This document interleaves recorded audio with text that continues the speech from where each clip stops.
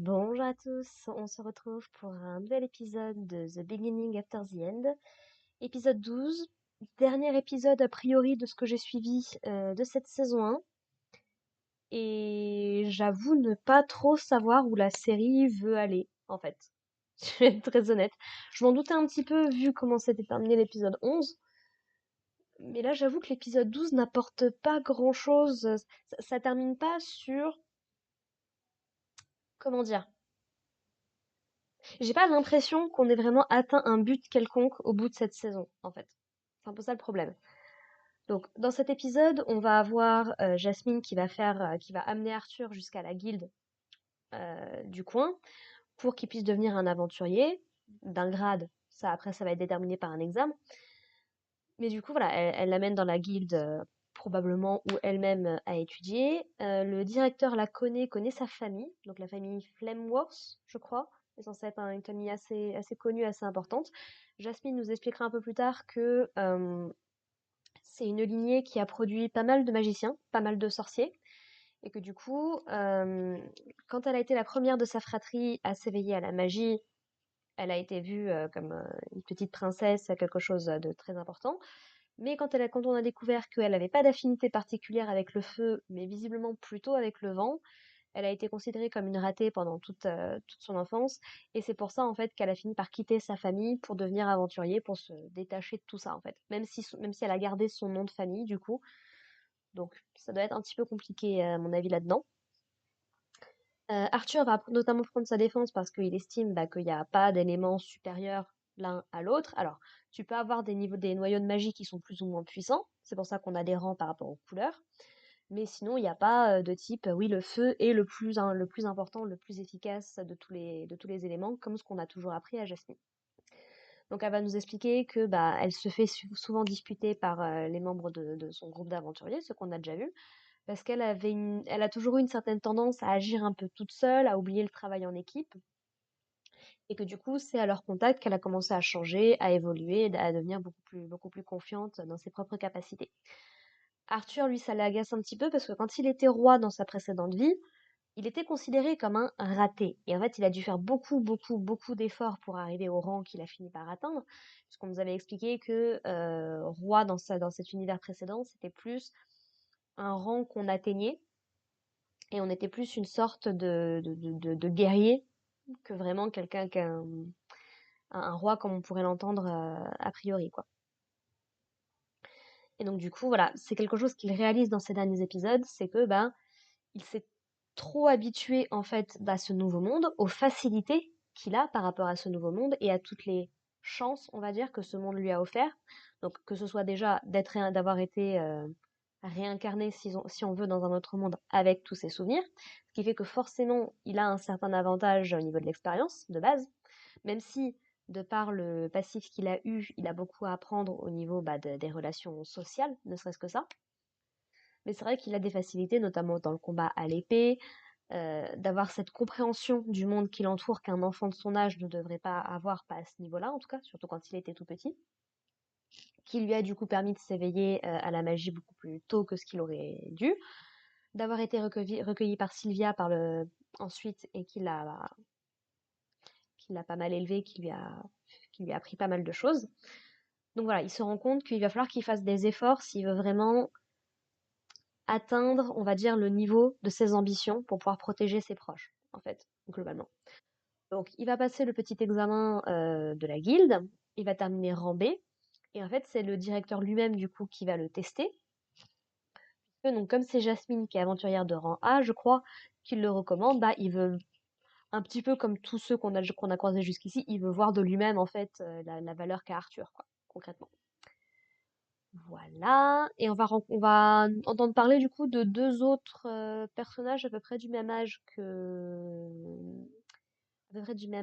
Arthur.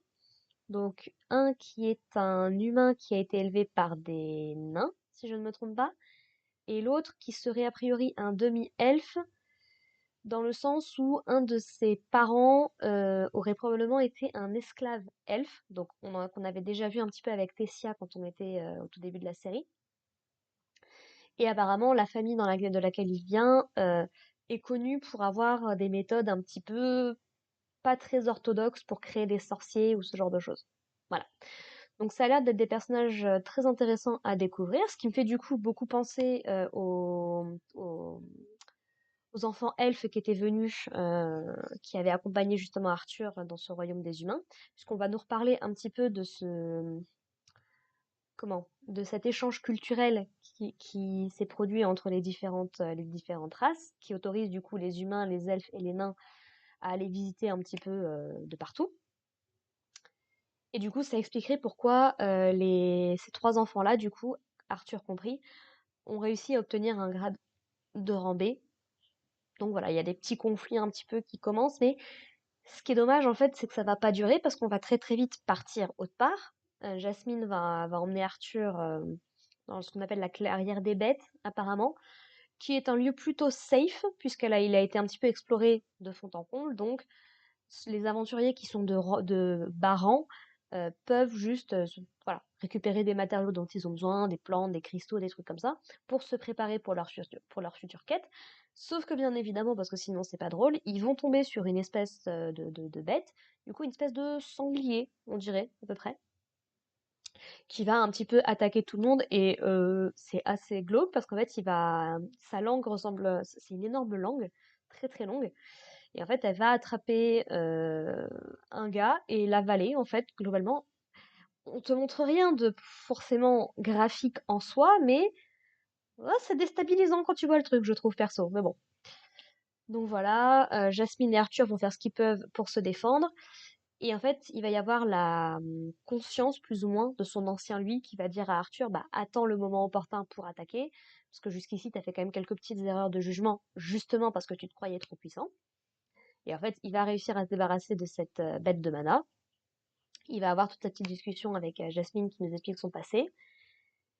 Et puis, on a vite fait Tessia qui apparemment espionne Arthur depuis les 6 mois qu'il est parti.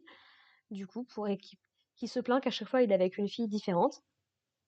Ouais, jusqu'ici d'accord.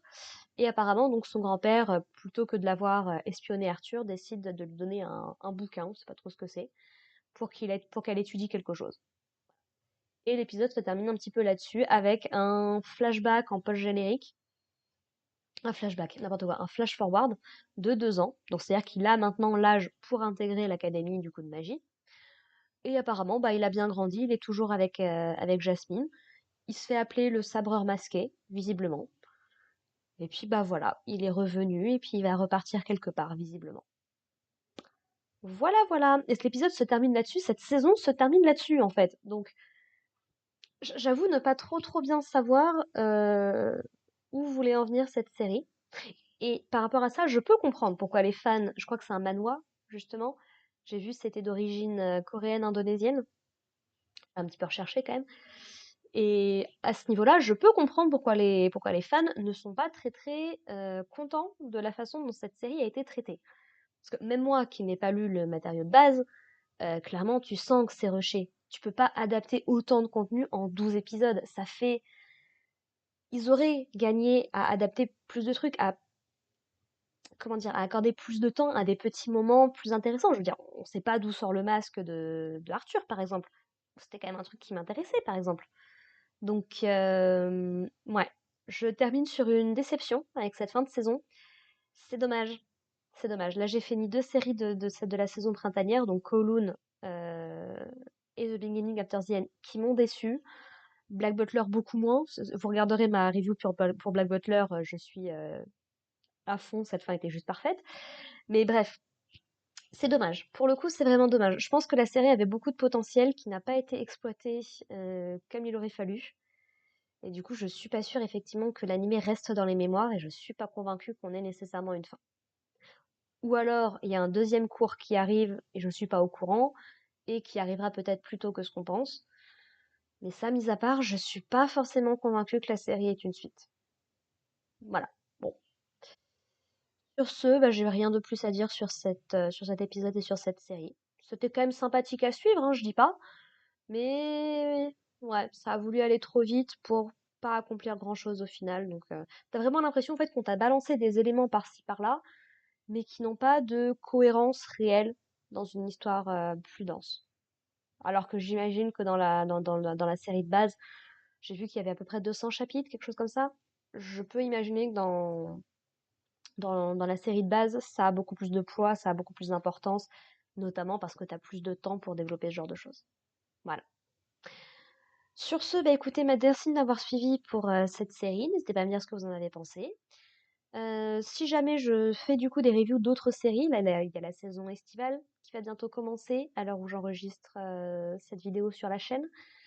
Donc voilà, vous trouverez peut-être des séries qui vous intéressent. J'ai fait une liste, mais alors longue comme le bras d'animés qui m'intéressent. C'est une catastrophe. Déjà, je n'ai pas réussi à suivre toute la saison printanière comme je le souhaitais. Ça va être quelque chose. Voilà, voilà. Sur ce, bah écoutez, merci beaucoup. Et puis bah au plaisir de vous revoir sur la chaîne si jamais ça vous intéresse. Et puis sinon, bah portez-vous bien. Allez, bye les gens.